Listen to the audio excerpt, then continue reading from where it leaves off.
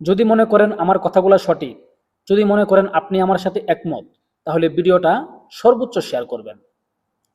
আসলে এই ঘটনার দায়ভার কার? তবে আমি মনে করি রাষ্ট্রের।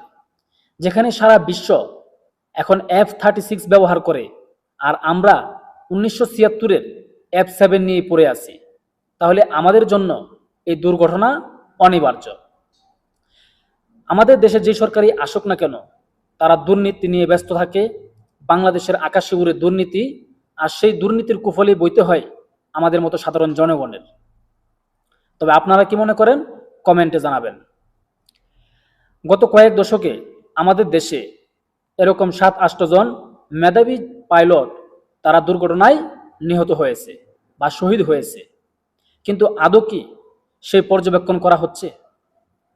বলা হচ্ছিল যে সংস্কার, তাহলে সংস্কার কোথায়? সংস্কারের নামে তকিরের মতো মেধাবী পাইলটদের এই যুদ্ধ বিমানে তুলে দেওয়া হয় এই জীবন দেওয়ার জন্য। অনেকে মিডিয়াতে কথা বলতেছেন যে একটা জনবহুল শহরের মধ্যে, একটা ব্যস্ত শহরের মধ্যে কিভাবে এই যুদ্ধ বিমান, প্রশিক্ষণ বিমান উড়িয়ে দেওয়া হলো। আসলে এই প্রশিক্ষণেরও অনেকগুলো ধাপ আছে, অনেকগুলো সিস্টেম আছে। কারণ জনবহুল ক্ষেত্রেও যুদ্ধ বিমানের প্রয়োজন হয়। যদি এই জনবহুল শহরের মধ্যে এরকম যুদ্ধ পরিস্থিতি সৃষ্টি হয়, তখন সেখানে কি যুদ্ধ বিমানের প্রয়োজন হবে না? অবশ্যই হবে। আর এই কারণেই এই তকিরকে এই জনবহুল শহরের মধ্যে তাকে যুদ্ধ বিমান নিয়ে উড়তে দেওয়া হয়েছিল প্রশিক্ষণের ক্ষেত্রে। কিন্তু তকিরের জীবন নিয়ে আমার কোনো আফসোস নেই। সে একজন পাইলট, একটা যুদ্ধ বিমান পরিচালনা করে। তার মৃত্যু যে কোনো মুহূর্তে হতে পারে, মৃত্যু অনিবার্য। কিন্তু ঘটনা হচ্ছে এই যে বাচ্চা শিশুগুলা, আগামী দিনের স্বপ্নগুলা, তারা যে মারা গেল, এই দায়ভার কে নিবে?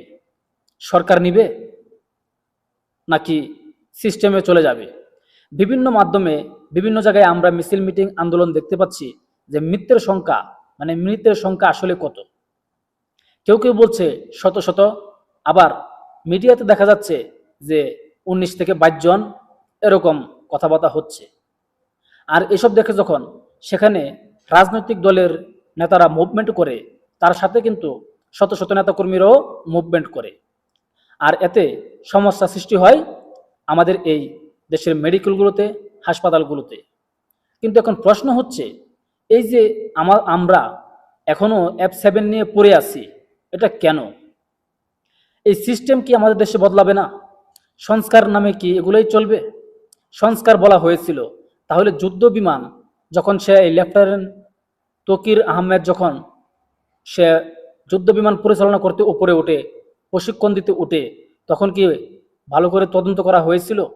পর্যবেক্ষণ করা হয়েছিল যে এই বিমান কি আদৌ ঠিক আছে কিনা, বা উপরে থাকতে পারবে কিনা, তার শক্তি কতটুকু?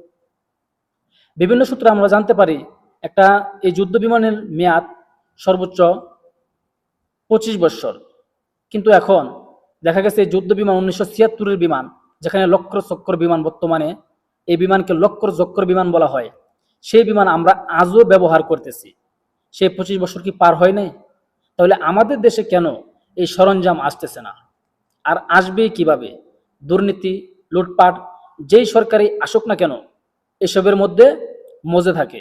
দেশের সরঞ্জাম, যন্ত্রপাতি, এগুলার প্রয়োজন আছে কিনা, সেগুলোর দিকেও কিন্তু নজর দেয় না। তার মানে আমাদের দেশ এই দুর্ঘটনার কবলে অনিবার্য। গত কয়েক দশকে 7 থেকে 8 জন এই মেধাবী পাইলট মারা গেছে, কিন্তু তারপরও এর কোনো পর্যবেক্ষণ করা হয়নি। তা আমাদের আসলে কি যুদ্ধ বিমান দিয়ে চলবে, নাকি আমাদের সময়ের সাথে সাথে পাল্লা দিয়ে আপডেট করতে হবে? কিন্তু এর কোনো পদক্ষেপ, প্রতিফলন নেওয়া হয়নি। তো দেখা যাক এ বিষয়ে সরকার কি পদক্ষেপ নেয়, সরকারকে জানাই। অপেক্ষায় থাকুন। আসসালামু আলাইকুম।